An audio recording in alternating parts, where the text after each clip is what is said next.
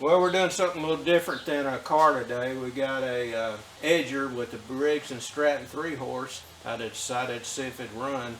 Well, first off, you can see what the fuel looks like. Looks like muddy water. Inside the gas tank, it looks like it's got rust and mud in it also. I might have to put some cleaner or something in that, maybe some muriatic acid or some vinegar works good too. But you can see the edge right in here. It's like that on the inside the tank. Take the tank off. You need to take a bolt out from underneath, one bolt. I took the cable off that adjusts the carburetor speed. There's 3 screws, Phillips screws, one here, and one here that you need to take off.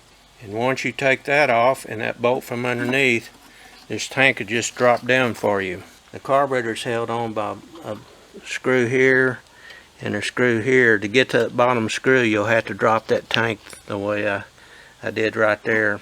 Thought I could rotate this out without taking that carburetor off first, but I'm not going to because one of the tubes that runs up into the carburetor hanging down just a little bit too low to get it off. Slide a screwdriver up in here to get that screw to unscrew the carburetor. There's another screw over here on this side, which you're probably not going to get a screwdriver on because it's in the this is in the way. You'll have to get a little wrench on it. In my case, the screw was missing. Somebody's been in here before. Once you get all this loose, you can rotate this up, and you can see this long stem I was talking about that wouldn't let me take the gas tank off, and here's another one here. Once you get to this point, you can rotate it and pull the gas tank out. Once you get to this point, you got a wire here you need to undo. That's what kills it when you turn your throttle down, and then just slip this little rod out and you can take this carburetor apart and clean it up. You can see it never would have started. The screens on the bottom of the carburetor, especially that big one, it's got all kinds of debris on it. It would have never sucked any gas up in it. You can see the gas looks real muddy and all the debris that's settled at the bottom. I was taking this carburetor apart to get it clean. It's got 5 screws that go right here.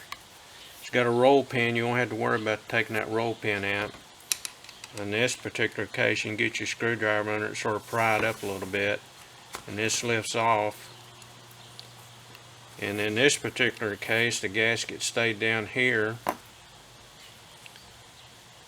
But you can see the problem with it is it's missing a piece of this little flapper. It's got one here, and it sits just like this, and you can see it doesn't cover that hole, so it's never going to pump fuel properly. So you have to order another one of those. Then this little spring comes out. That's all it is to taking that part off. The other side's got the needle valve in it. Just take that out, and that way you can clean your carburetor out. I'm not going to take these off. They're probably old. Don't want to take a chance of breaking them, but I will clean the screens off of them. Well, we finally got the gasket kit and rebuild kit for the carburetor in after a couple weeks, and this kit costs $12.82. It's more of a universal. These aren't needed for this particular carburetor, but you can use all these. That goes between the carburetor and the gas tank if you want to take it on and off more than once, I guess. But the shipping costs $7.95, so it's almost as much as the whole gasket set. They had 2 different type carburetors with this, and the difference is this is the choke. It's operated by the cable, and you can see that the choke moves in and out. If you push your cable all the way forward, it'll choke it. But they have another one that instead of having the choke in here, they have a little knob right here that you pull straight out, and that's a choke. So you need to know which carburetor you got when you order the parts. Get the correct carburetor repair kit. It should have some stamping on the side of this housing. and you can see it says model, and that's the model number right here. And I put some chalk on it and wiped it off. That's how come it's highlighted where you can see it. Besides the model number, you're going to have the type number, which is this too. You can see the difference in the old one. These pieces tore out. This is a new one right here. And really, I could have probably got by with just ordering this, and you can. But actually, these parts and gaskets, I could have made them. But by the time you make them, it is only a couple dollars more. You might as well go ahead and get this, and that way you get a new needle and everything too if you want to use it. I don't think I need a new needle in this right now, so I'm just going to save it too for later on. Put back together, just reverse of taking it apart. Of course, I let my carburetor soak in some cleaner. Not too caustic for cleaner, because I didn't want to take a chance of messing this plastic up here. You can get these too, but I didn't need them. And I just blew cleaner down the ports, and you can see they got a real fine wire for a strainer on each of them. You got to make sure those are clean. That's like a filter. The way I cleaned it, you can use vinegar, but I wanted to speed it up. I used 50% muriatic acid mixed with 50% water, and filled it up and just let it set for about 12 hours and poured it out and rinsed it out real well.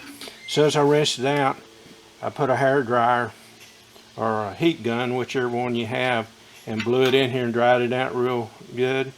As soon as you get it dried out, you need to put some kind of oil in it, and oil on the inside. If not, it'll flash rust on you. The inside of the gas tank looks like that right now. WD-40 is not a good oil for this. Okay, we're going to put it back together. Once we get it together, we'll show you it running and how to adjust the carburetor. This screw adjusts the mixture. When you first get your carburetor cleaned, you want to turn it all the way in clockwise, and turn it easy so you don't mess up the seat. Once you get it turned all the way in, open it a turn and a half, and you should be able to start it. And after you get it started and it warms up, turn it one way, clockwise or counterclockwise, whichever.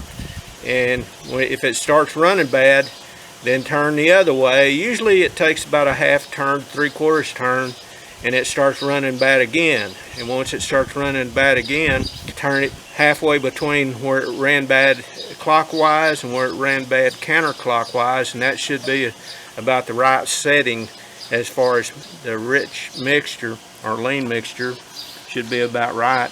I did that and it ran great, but when I put it in the ground and started cutting the grass, it wanted to bog down and immediately die.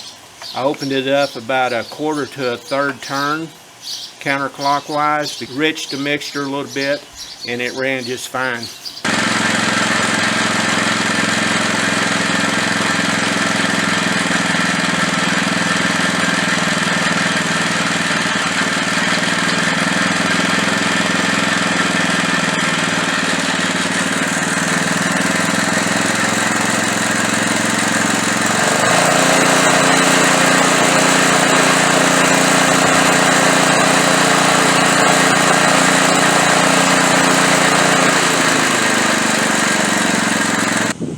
Got it running, and runs pretty good. Had to clean the plug before we could really get it started. But I'm going to have to replace the throttle cable. It's broke here. It's all bound up. It's also cracked up here. So we'll get that replaced. And I got a new governor spring, but I don't know if I actually need it or not, but I'm going to wait. We're going to change the oil in it. There's one grease hurt here. There's one here. There's a spot here I need to take this plate off and weld it back up a little shield. Okay, right now we're checking RPM. It goes about 28, but it jumps around quite a bit. That's just the way this is because it's real sensitive. I don't think it's actually 28, but every now and then it'll drop down to about 14, and I think that's more of a true figure, but let me rib it up here and we'll see where it's at. Yeah, well, maybe it is.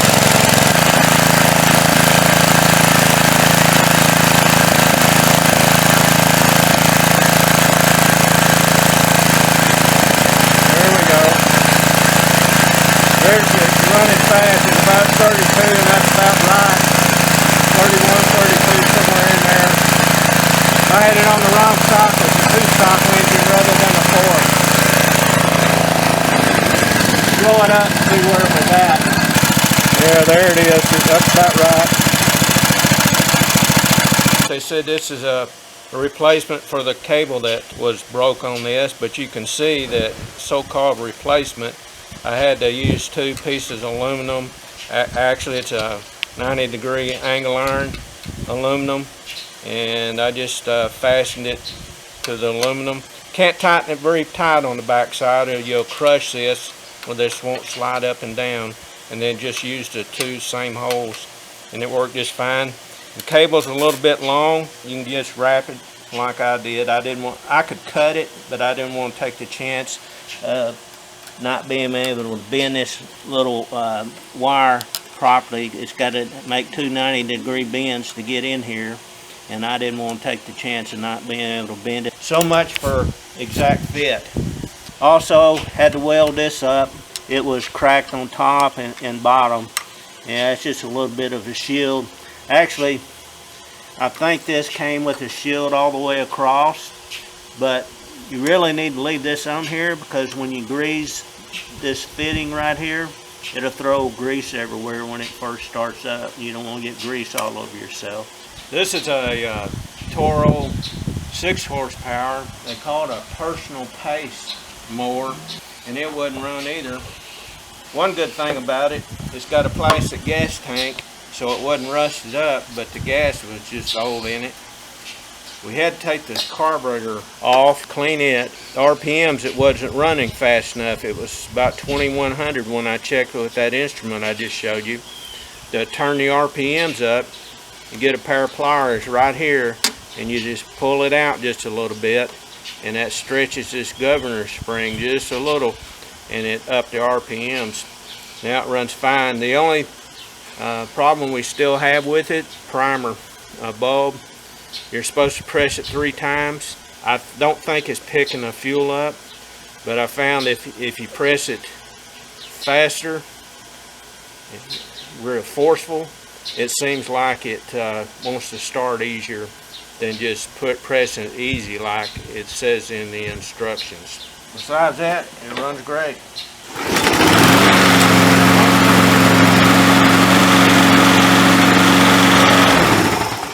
One pull. That's great.